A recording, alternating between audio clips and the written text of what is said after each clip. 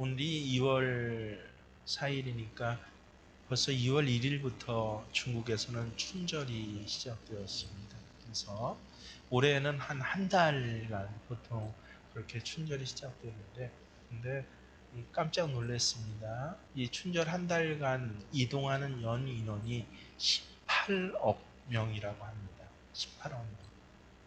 중국 인구가 정확히 모르겠는데 한 6억 한 7, 8천 정도 되나요? 제가 기억하긴 거기까지인데. 근데 18억 명이나 이동한다는 것은 적어도 이 한 달 내내 한 사람이 왔다 갔다 하는 이동하는 그 횟수를 다 합한 것입니다. 그러니 이 뭐 왕복의 횟수와 한두 차례 빼도 거의 전부인 사람들이 그렇게 고향을 찾아 춘절 기간 동안에 또 고향과 이웃과 또 여러 자리를 찾아 이동하더라라고 하는 것입니다. 그러니 고향 가기가 얼마나 어렵습니까? 이 열차표 구하는 게 제일 좋은데 하늘의 별 따기라고 하는데, 그리고 그 다음으로 버스표를 구하는데 그 버스표도 구하기가 쉽지가 않더라라고 해요. 그 18억 명의 그 연 이동이 한꺼번에 도로로 몰린다고 여러분 생각해 보십시오. 거의 서서 간다고 해요. 그래서 하루 이틀, 뭐 3일을 가는 그런 지역도 있다고 합니다. 특징 있게 본 것은, 그래서 얼마나 그 교통 귀성길이 이 사람들에게 지겨웠는지, 이 심지어는 그 뭐 그렇게 큰 부자가 아닌데도 경비행기를, 중국산 경비행기 좀 싼가 봐요. 2억 원 정도 한다고 하는데 경비행기를 구입해 갖고 그걸로 가족과 함께 고향으로 가면서 SNS에 올리니까 한꺼번에 조회수가 1,000만 조회가 넘었다고 합니다. 모든 사람들이 그 10시간, 20시간, 30시간, 40시간을 가야 하는 길을 뭐 아무리 멀어도 3시간, 4시간이래요. 3시간, 4시간 만에 행복하게 가는 그 모습을 찍은 SNS를 보고 사람들이 다 부러워하더라라고 하는 것이죠.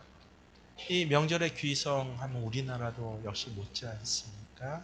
아직 토요일이라 시간이 남아서 통계나 예상치는 나오지 않았지만 분명히 한 수요일부터는 또 크게 예상치가 나올 거고 떠듭니다.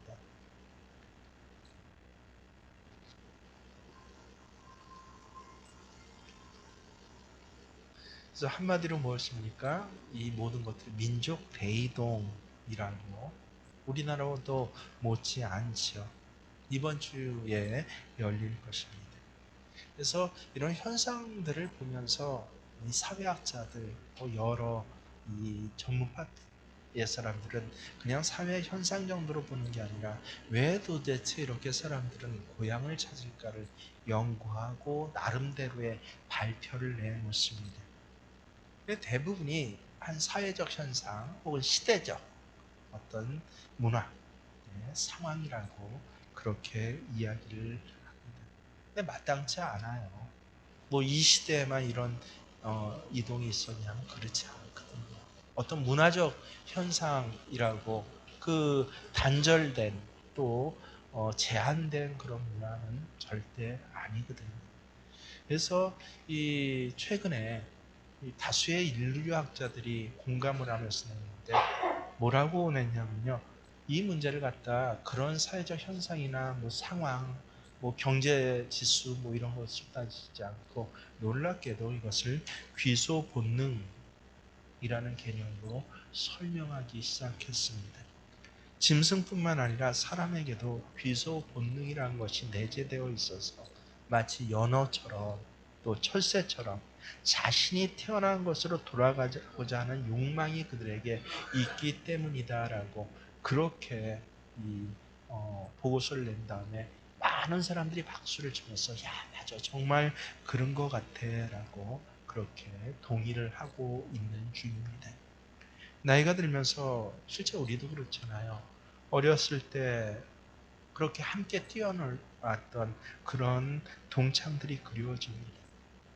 저 역시도 그런 것들을 느끼기 시작하는데 50 넘어가니까 어렸을 때 할머니가 해준 음식들이 먹고 싶어지고 그 냄새가 아주 그리워지는 이 그런 증상들이 사람들에게 있는데 이것이 바로 귀소 본능의 증거다라고 그렇게 이야기를 합니다.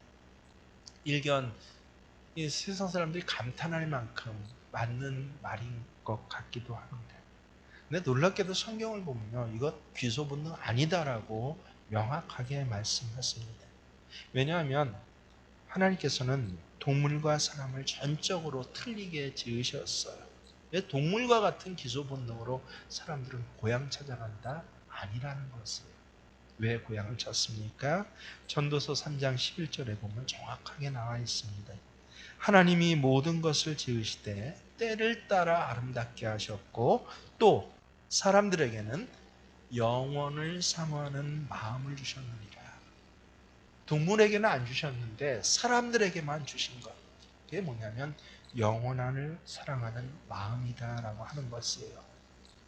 하나님이 동물에게는 귀소 본능을 주셔서 수천 킬로라도 되돌아가서 자기 태어난 곳으로 돌아가게 하지만 아니요, 사람에게는요 영원을 사모하는 마음을 주셔서 그래서 영의 고향을 사모하게 하시고 그곳으로 돌아가고자 하는 마음을 품게 하시고 그것이 이 세상에서는 그림자와 같이 마치 부모를 찾아가는 마음으로 그렇게 고향을 찾는 것으로 그림자와 같이 표출된다라고 그렇게 저는 믿습니다.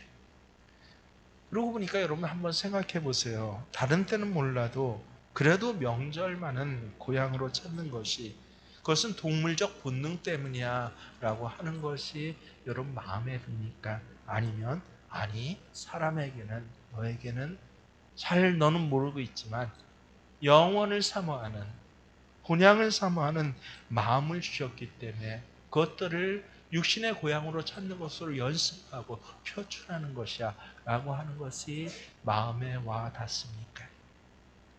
우리가 고향을 찾아가는 것은 동물처럼 출생지를 찾아가는 것이 아닙니다.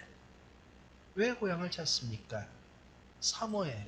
그곳에 나를 낳아주신 부모님이 있기 때문에 그 부모님의 품을 찾는 것입니다. 우리가 다 커서 각기 가정을 세우고 사업장을 세우고 이젠 다 큰 어른으로서 오히려 늙었다라고 하는 말을 들으며 살아가는 그래서 부모님의 보호가 필요 없는 삶을 살고 있지만 세상이 각박해져서 때로는 육신의 부모에게 불효를 하면서 살기도 하지만 우리의 마음속에는 언제나 30이든 40이든 50이든 60, 심지어 70이든 80이든 얼마 전에 저희 어머니가 어렸을 때 얘기를 하시더라고요. 어렸을 때 먹이시고 입히시고 재우시고 키워주신 그 부모님의 품이 그리운 것이에요. 그래서 고향을 찾을 땐 어린아이의 심정으로 찾는 것입니다. 마찬가지로 우리는 세상 것에 너무 많이 그렇게 전염이 되고 또 세상 것에 너무 많이 민감해서 영의 문제를 알지 못하고 있지만 우리 마음속 깊은 곳에는 뭐예요? 영의 그 고향, 원초적인 고향이 있다는 것이에요. 세상살이에만 익숙해져서 점점 영의 일을 잃어버린 듯 하지만 그리고 하나님께서 말씀하셨어요. 말세가 다가올수록 예수님 재림이 다가올수록 사람들은요 영의 것에 둔해진다라고 했습니다. 그래서 점점 둔해지고 있지만 우리 마음 그 깊은 곳에는 늘 그것을 사모하고 그리워합니다. 그래서 오늘 본문 히브리서 11장 16절에 보면 뭐라고 말씀하십니까? 그들이 이제는 더 나은 본향을 사모하니 곧 하늘에 있는 것이라.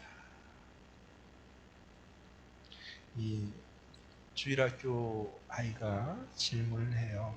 목사님 정말 하늘나라가 있어요? 있지. 하늘나라가 그렇게 좋은 곳이에요? 얼마나 너무너무 좋은 곳이야. 목사님 하늘나라 가보셨어요? 아니, 안 가봤는데. 근데 좋은 거 어떻게 알아요? 여러분 같으면 어떻게 대답하시겠습니까? 이 목사님은 이렇게 대답했다고 합니다. 얘야, 하늘나라가 얼마나 좋은지 간 사람 중에 한 사람도 아무도 돌아오질 않아.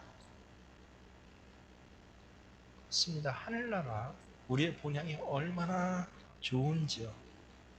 어떤 분은 꼭 묘한 반발심을 가지고 그렇게 생각하는 분이 있을 수도 있습니다. 본향이라는 것이 뭐가 필요해? 난 그런 거 필요 없어. 믿지도 않아.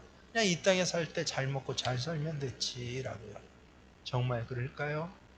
여러분, 고아로 자란 사람이 있다면 어떻게 생각할 것 같습니까?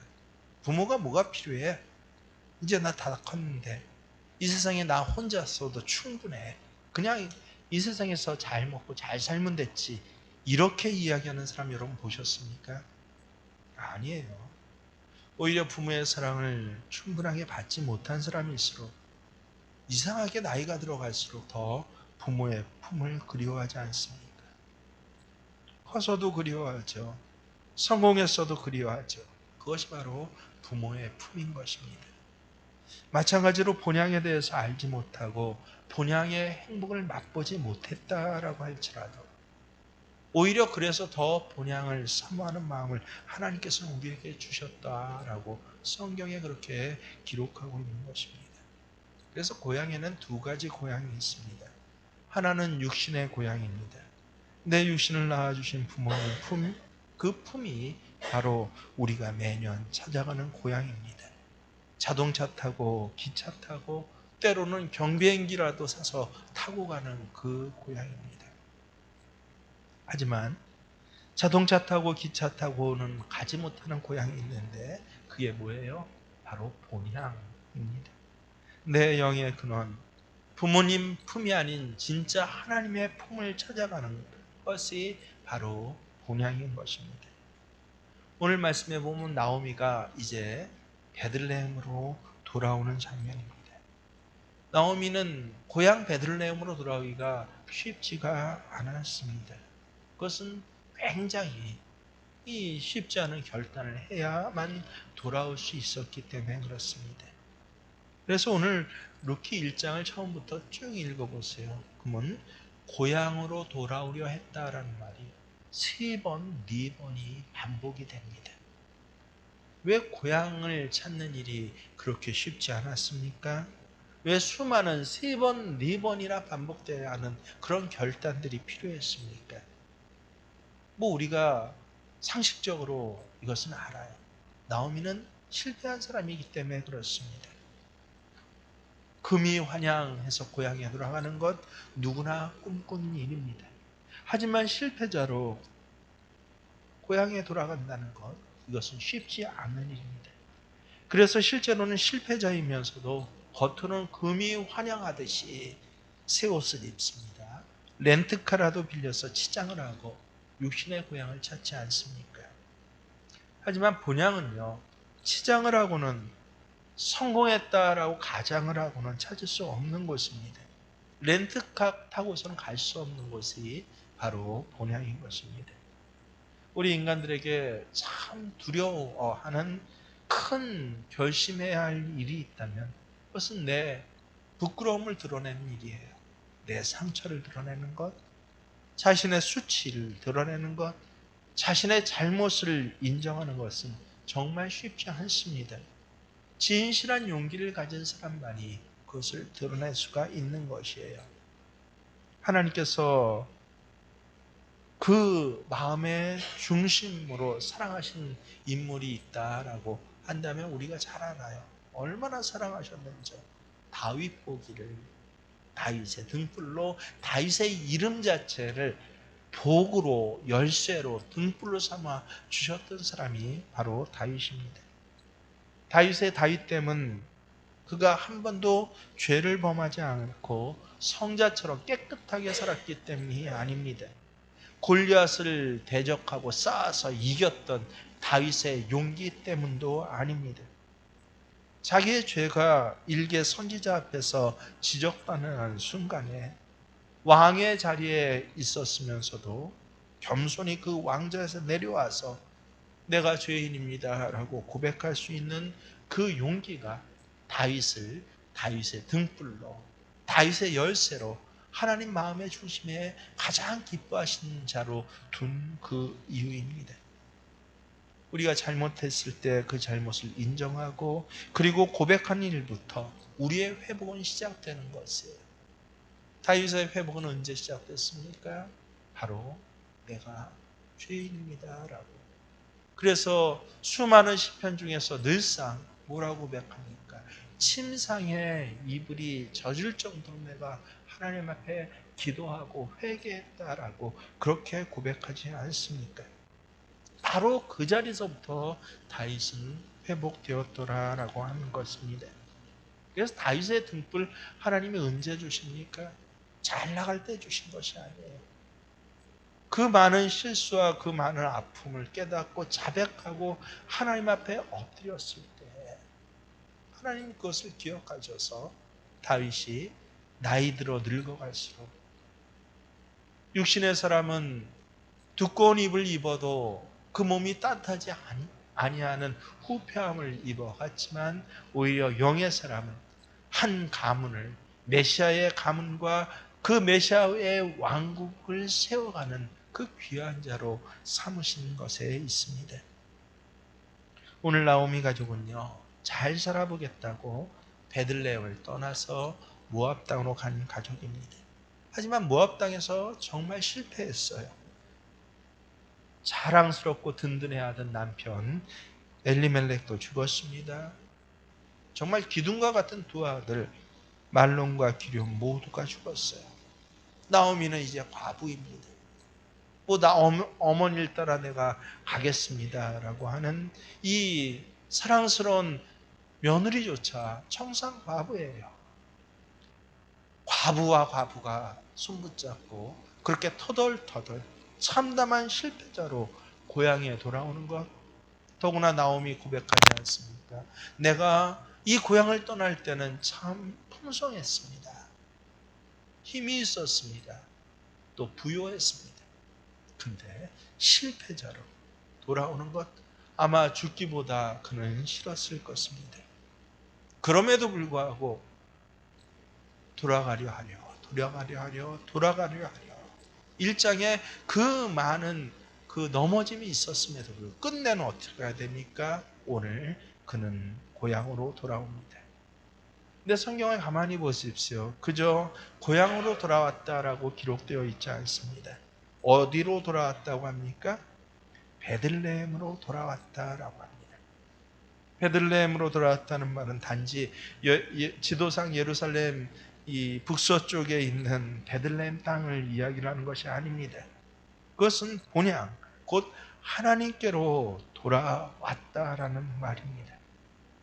나오미가 하나님께로 돌아오기 위해서 꼭 필요한 것이 있었는데 20절에 보면 그것이 무엇인 줄 알 수 있습니다. 나오미가 그들에게 이르되 나를 나오미라 부르지 말고 나를 마라라 부르라. 이는 전능자가 나를 심히 괴롭게 하셨습니다. 나오미 뜻이 무엇이에요? 기쁨, 즐거움이란 뜻이에요. 나오미 어미 아비가 아마 야, 너는 기쁘게 살고 즐겁게 살아라 라고 해서 참 사랑스럽고 희망적인 이름을 붙여주었을 것입니다. 그 이름을 또 자랑스러워했을 것이에요. 근데 오늘 뭐라고 합니까?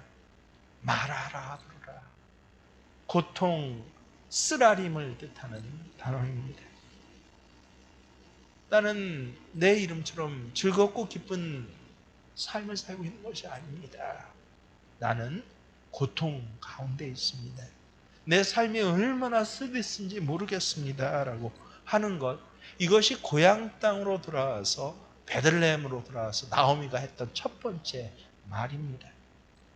나오미는 자신을 속이지 않습니다. 자신이 살아가는 이 삶의 터전에 고통과 또 쓰라림을 그는 진실하게 직면하고 고백하는 것입니다. 그리고 또 그녀는 이렇게 말합니다. 21절을 보세요. 내가 풍족하게 나갔더니 여호와께서 내게 비어 돌아오게 하셨느니라. 여호와께서 나를 징벌하셨고 전능자가 나를 괴롭게 하셨거늘 너희가 어찌 나를 나옴이라 부르냐. 이렇게 말하는 것은 쉽지 않습니다. 여러분, 이런 경우가 혹 있었을지라도 대부분의 사람들이 하는 것이 뭐예요? 연극이에요. 없어도 우리는 있는 체하고 살아가기 쉽습니다. 모르고도 우리는 아는 체하며 살아가기 쉽습니다. 이게 연극이에요. 하지만 연극은 오래가지 못했습니다. 문자 그대로 연극은 연극이기 때문에 그렇습니다. 그 연극은 곧 끝날 것이에요. 그 연극이 끝나고 나서는 우리는 오히려 그 연극 때문에 넘어지고 쓰러지고 절망하고 더 부끄러워하며 도망칠 수밖에 없습니다. 육신의 고향은 간혹 연극을 하면서 찾을 수도 있습니다. 하루 혹은 이틀 머물다 다시 돌아와야 하기 때문에 그렇습니다. 하지만 본향을 찾는 사람들, 하나님의 품을 찾는 사람들은요, 가장 첫 번째 조건이 자기의 현실을 정직하게 직면해야 한다라고 하는 것이에요. 자기의 삶의 자리를 아는 것, 자기 삶의 자리에 정직한 현실을 직면한 태도가 있어야만 비로소 본향은 찾아갈 수가 있는 것입니다. 이런 직면과 고백으로 본향을 찾을 때 바로 그 자리부터 하나님께서는 어떻게 하셔요? 삶의 치유와 새로움의 역사를 시작하십니다. 나오미는 자신의 현실을 직면했어요. 그리고 그것을 정직하게 고백했기 때문에, 그래서 마음만 먹었다가 또 그만두고 했던 이 반복의 과정을 뚫고 끝내는 고향으로 돌아올 수 있었던 것입니다. 무엇보다 나오미는요, 자기 삶의 이 비극적인 원인을 알았습니다. 나오미는 자기 가정이 비참하게 된 궁극적인 원인을 각성하고 있습니다. 대부분의 사람들이 이런 경우에 뭐라고 얘기해요? 제가 이민을 갔었는데요, 참 재수가 없었어요. 때가 안 좋았어요. 야, 못된 사기꾼에게 걸려서 그래서 갖고 있던 거 다 뺏겼어요. 자기의 실패에 대한 변명을 하는 것이 얼마든지 가능할 것입니다. 하지만 나오미는 그렇게 말하지 않습니다. 자기의 실패 그 세월에 대해서 나오미는 정확하게 또한 진단하고 있습니다. 뭐라고요? 여호와께서 나를 징벌하셨고 전능자가 나를 괴롭게 하셨거늘. 잃어버린 그 세월, 빼앗긴 세월, 그리고 아픔의 세월을 나오미는 이제 하나님과의 관계를 통해 해석하고 있습니다. 바로 여기에 신앙인의 안목이 있는 것이에요. 한때 신앙도 신앙 없는 사람처럼 잘못 생활할 수가 있어요. 그것이 지금까지 사실은 나오미의 잘못이었어요. 하나님의 딸이면서 하나님의 백성이면서 조금의 어려움을 만났다고 해서, 그래서 그가 정말 어려움을 만나서도 아니에요. 나갈 때 뭐하게 나갔다? 풍족하게 나갔다고 합니다. 아마 베들레헴에서 뭐 좀 사는 그런 집안이었던 것 같아요. 논밭 다 팔아서 정리해 갖고 외국 나가서 살 만큼. 이 제가 너무 사랑하는 친구도 그런 집안이었어요. 이 진주란 곳에서 정말 만석지기 집안이었어요. 얼마나 돈이 많았는지요. 그 4, 50년 전에 몰랐냐고. 그 진주에 있는 땅을 다 팔아가지고, 그래서 주변 친족들한테 욕을 엄청나게 먹어가면서 서울에 와서 몰랐냐고 택시 회사를 운영하셨대요, 아버님. 여러분, 한 4, 50년 전에 택시 회사를 운영했다? 그것도 뭐 택시 관계된 분도 아니고 뭐 하다가 진주에서 그 땅 부자로 그 대단한 돈을 다 끌고 와서 운영하셨다가, 그러다가 제가 그 친구를 만났을 때는요, 이 남의 집 지하에 방 2칸짜리에 어머니 아버지 또 친구와 누나가 같이 살았다. 그래서 방에서는 굉장히 애매했어요. 그 정도의 상황이 되었다라고 해요. 그럴 때 뭐라고 해요? 아버님 속았다는 것이 누구한테 속고 누구 대출을 잘못 써주고 뭐예요? 그 보증을 잘못 써주고 또 정부에서 뭐 정책이 바뀌었고 해서 때때마다 안 좋은 것이 걸려갖고 해서 그 많은 재산을 갖다가 다 날려버렸다. 상황과 세월을 타는데 아니에요. 나오면 뭐라고 합니까? 하나님과의 관계 속에서 이 원인이 있다라고 그는 고백하고 있는 것입니다. 하나님과의 관계 속에서 자기의 삶의 여정을 그는 성찰하고 있는 것입니다. 특별히 오늘 하나님을 나오미가 가르칠 때 두 가지 단어를 사용하는데 기가 막힌 단어예요. 우리는 잘 인지하지 못하겠지만 첫 번째는 누가 여호와가 나를 징벌하셨고 두 번째는 누가 전능자가 나를 괴롭게 하셨거늘. 얼마나 대단한 단어인지 모릅니다. 여호와께서 이스라엘 백성들이 하나님을 여호와라고 할 때요. 이 여호와의 뜻은 뭡니까? 언약에 있어서 성실하신 하나님을 뜻합니다. 이 의미를 나오미가 기억하고 사용한 것이에요.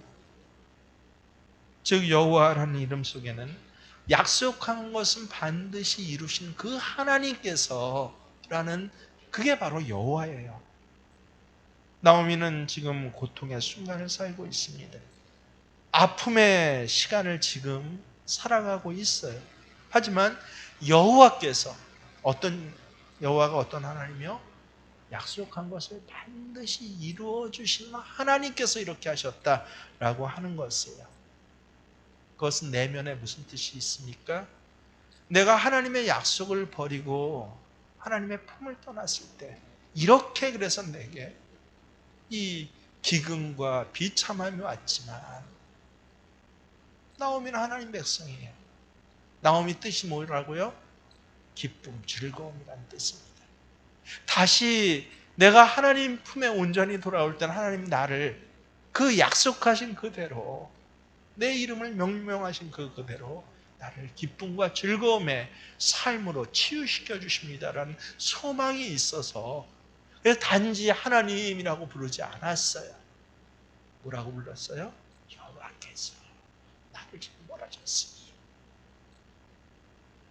나를 하나님의 자녀 되게 하신 그 하나님께서 그 여호와 하나님은 성실하신 분이기 때문에 약속하신 것은 반드시 이루신 분이기 때문에 이제 내가 깨닫고 내 비참함을 깨닫고 내 부끄러움조차 내려놓고 하나님 앞에 나와서 바르게 반응하고 바르게 간구하면 여호와 하나님은 반드시 나를 회복시켜 주십니다.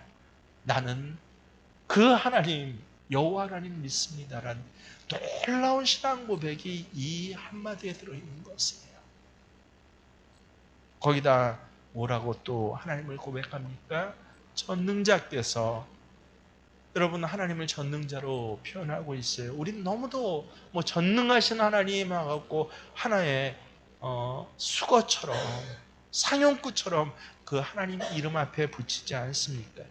하지만 이스라엘 말로 보면요 정확해요. 엘 샤다이입니다.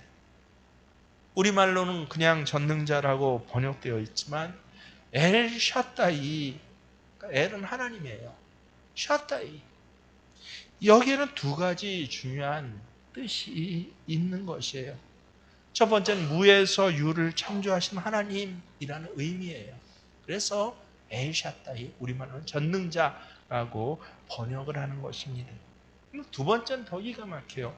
최악에서 저 밑바닥에서 최선을 이끌어내신 하나님이라는 뜻이 바로 샤타이의 뜻입니다. 무에서 유를 창조해내는 것이나 최악에서 최선을 이끌어내는 것은 전능자가 아니면 불가능합니다. 그래서 하나님의 이름이 얼마나 많습니까? 여러분 또 뭐 한 대여섯 개, 일곱 개 머리에 천천히 생각하면 생각할걸요? 근데 그 하나님을 때 나오면 오늘 어떤 하나님을 부르고 있어요? 엘샤다이 전능자 하나님을 부르고 있는 것이에요. 삶을 살아가면서 우리는 여러 가지 다양한 경험을 할 수 있습니다. 인생의 밑바닥에 떨어지는 경험을 한두 번은 꼭 하게 됩니다. 몸서리치는 고통과 비극의 터널을 우리는 지날 수도 있어요. 상실의 아픔, 또 버려짐의 그러한 이 고통들을 우리는 인생의 나이를 겪으면서 모두 경험하지 않습니까? 그때는 정말 내 인생이 최악 같아요. 더 이상은 살 수 없을 것 같습니다. 하지만 엘샤다이 전능자 하나님, 이 전능자께서는 이런 최악에서도 나를 마침내 건지시고 내 그 최악의 삶, 최저의 삶을 최선의 것으로 만드시는 분이 바로 우리 하나님이십니다. 오늘 나오미는 이 전능자 하나님을 부르고 있는 것이에요. 나오미는 결코 자신의 삶의 자리에 비참함 때문에, 이 고통 때문에 그저 아야야 소리 지르거나 남 부끄러서 여러 가지 대충 비슷한 가면을 써가면서 치장하려고 하지 않습니다. 그래서 본향은 바로 이런 사람만 찾을 수 있는 것이구나. 무엇보다 중요한 것이 무엇입니까? 나오미는 자기가 있어야 할 자리로 돌아왔다라고 하는 것입니다. 나오미는 자기가 마땅히 있어야 할 자리, 곧 유다 베들레헴 본향으로 돌아왔습니다. 하나님이 그들을 본래 심었던 그 자리예요. 그리고 이전에 하나님을 찬양하고 섬겼던 그 자리로 다시 돌아왔습니다. 그게 바로 회개예요. 회개는요, 그저 마음으로 뉘우치는 것이 아닙니다. 그저 이렇게 하기를 야 돌아오고자 했더니 해서 끝나는 것이 아닙니다. 뉘우칠 회에 반드시 뭐가 붙어요? 고치고 돌아오는 개가 붙는 것입니다. 이렇게 있어야 할 그 자리에 참 어렵지만 얼마나 어려운지 몇 번을 반복되어 써 있다고요. 1장에만 보더라도 돌아가고자 했으나 다행히 거기서 끝나지 않고 돌아왔더라라고 하는 것입니다. 이렇게 나오미가 돌아오자 이 가정에 정말 어떤 일이 생깁니까? 22절을 보세요. 나오미가 모압 지방에서 그의 며느리 모압 여인 룻과 함께 돌아왔는데 무슨 일이 눈앞에 이제 펼쳐지기 시작합니까? 그들이 보리 추수 시작할 때 베들레헴에 이르렀더라. 고향에 돌아오자마자 그들의 눈앞에 펼쳐진 광경은요, 황금빛 풍년의 정경이었습니다. 보리 추수였어요. 이것은 그냥 보리 추수가 아닙니다. 룻기를 잘 알고 있는 분은 이제부터 흥분이 되기 시작합니다. 이 보리 추수 때 얼마나 놀라운 사건들이 일어나는지 우리는 이미 알고 있지 않습니까? 이 보리 추수밭에서 룻과 보아스가 만납니다. 두 사람의 결혼을 통해서 마라 고통의 시어머니인 나오미는요, 7 아들 부럽지 않는 정말 기쁨과 즐거움의 삶의 나오미로 그렇게 하나님 바꿔주십니다. 바로 이 땅에서 예수 그리스도의 계보가 시작되는 것입니다. 이방 여인 룻은 다윗 왕의 할머니가 됩니다. 성경에서 가장 행복하고 권세 있는 중 그 한 여인으로 기록됩니다. 여러분 이 축복의 정경을 한번 연상해 보시길 바랍니다. 삶의 자리를 치장하지 않고 또 현실의 다른 것으로 대처하거나 때우지 않고 그렇다고 그대로 시대에 따라서 그저 흘러가도록 내버려 두지 않고 다시 지켜둔 믿음을 붙잡고 삶을 직면했더니, 그리고 살아계신 하나님 앞에서 이 고통을 바로 처리하고 회만 하는 게 아니라 회개함으로 하나님 앞에 돌아왔더니 하나님은 그 돌아온 그 자리부터, 그 시작부터 은혜를 베푸시기 시작하더라라고 하는 것입니다. 여러분 육신의 고향 아마 절반 이상은 찾으실 것이에요. 육신의 고향은 한번 갔다 오는 것이에요. 하지만 본향은 무엇입니까? 새로운 삶을 하나님의 축복과 함께 시작하는 것이 바로 본향길인 것입니다. 돌아왔더니 풍년이었습니다. 돌아왔더니 새로운 날이었습니다. 노랫소리가 들립니다. 돌아왔더니 하나님께서 정말 여호와 하나님이셨어요. 성실하게 그 약속을 일방적으로 붙잡고 계시고 취소되지 않고 우리에게 내려주시는 하나님의 그 복의 약속에 인생이 시작되게 하십니다. 전능자 엘샤다이십니다. 가장 최악이라고 생각했던 내 삶의 자리에서 나를 끌어올려서 그래서 오히려 만천하에게 빛나는 하나님의 믿음의 자녀의 삶을 살게 하십니다. 여러분, 이번 명절 기간에는 그냥 고향만 방문하시고 오시는 분들이 아니라 오히려 고향의 방문을 통해서 육신의 어미와 아비를 통해서 내가 돌아갈 하나님 그 본향을 간직하시고 결단하시고 돌아오시는 한 주간이 되기를 주의 이름으로 축원합니다. 그렇습니다. 우리 귀한 신앙을 찬양으로 고백합니다. 저 멀리 배는 나의 시온성 내 사모하는 집에 가고자.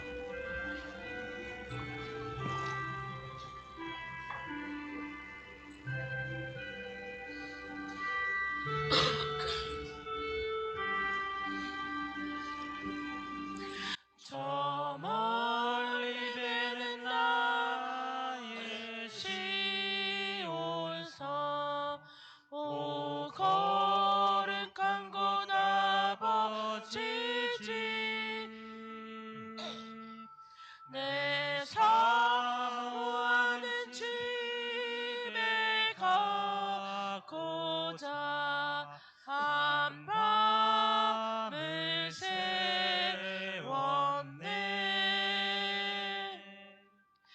저 망망한 바다 위에 이 몸이 상할지라도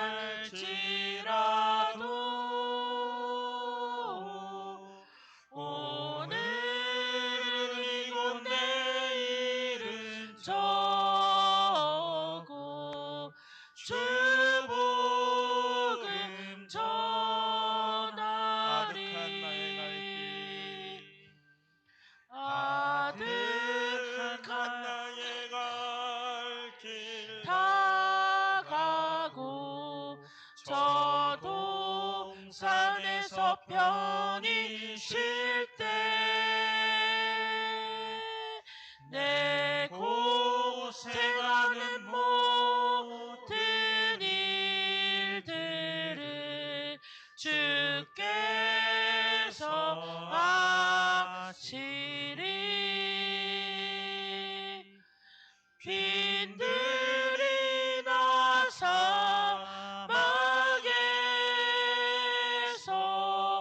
이 몸이 고날지라도 오늘 주 예수 날 사랑하사 날 지켜주시리. 그렇습니다. 하나님, 설 명절 올해 맞이하게 하시고 감사드립니다. 또 우리에게 귀한 부모님 있게 하시고 또 고향이 있게 하셔서 서로 만나고 찾아볼 수 있도록 은혜 주신 거 감사드립니다.